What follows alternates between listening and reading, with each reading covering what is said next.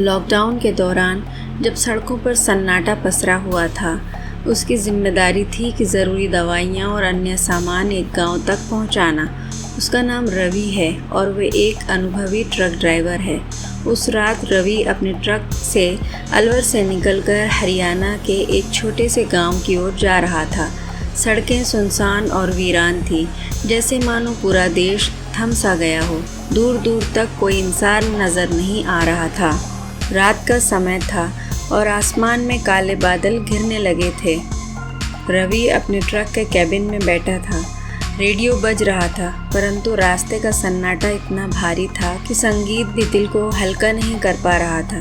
सड़क के किनारे की झाड़ियों में हल्की हल्की हवा सरसराने लगी थी, जैसे कोई छुप कर देख रहा हो।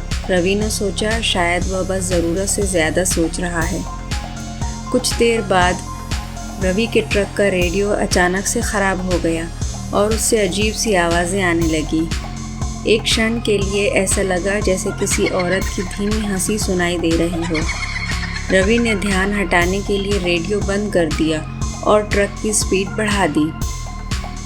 थोड़ा आगे जाकर रवि ने देखा कि सड़क के किनारे एक बूढ़ा आदमी, जिसका नाम उसे बाद में पता चला श्याम था, वो एक पुराने और टूटी फूटी चाय की दुकान के पास बैठा था। रवि को यह देखकर बड़ा अजीब लगा कि इस वीराने में कोई चाय की दुकान कैसे हो सकती है। श्याम ने रवि को रोकने का इशारा किया। रवि ने ट्रक रोका और बूढ़े ने रवि से गंभीरता से कहा, बेटा इस रास्ते पर आगे मत बढ़ो। इस इलाके में रात के समय बहुत बुरी घटनाएं होती हैं। लोग कहते हैं कि यहाँ एक पुरानी आत्मा भटकती है। रवि ने उसकी बात पर हंसते हुए कहा, बाबा मैंने बहुत डरावनी कहानियाँ सुनी हैं, लेकिन काम करना है। इस सामान को समय पर पहुँचाना है।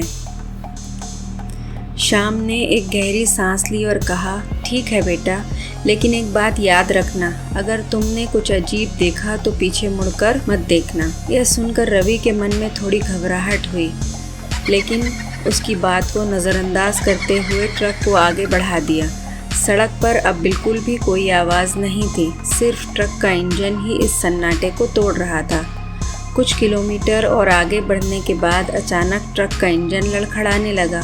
रवि ने सोचा शायद इंजन में कुछ समस्या हो गई है, इसीलिए ट्रक को साइड में रोक दिया। जब रवि ट्रक से नीचे उतरा और बोनट खोलकर इंजन देखने लगा, तभी उसे अपने पीछे किसी के कदमों की हल्की आहट सुनाई दी।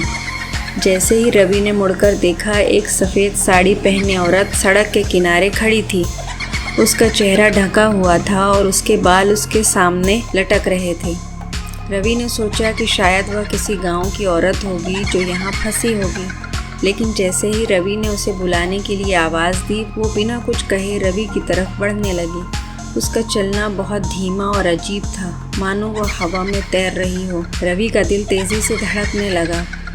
रवि ट्रक की तरफ भागने की कोशिश करने लगा, लेकिन उसके पैर जैसे ज़मीन से चिपक गए हों। डर के मारे वो हिल भी नहीं पा रहा था। अचानक उसे शाम की चेतावनी याद आई, पीछे मुड़ के मत देखना। रवि ने तुरंत अपनी नज़रें सामने कर ली और मन ही मन वो कुछ पढ़ने लगा। उसके होंठ कांपते हुए धीरे धीरे पढ़ रहे थे और तभी एक ज़ोरदार चीख उसके कानों में गूंजी।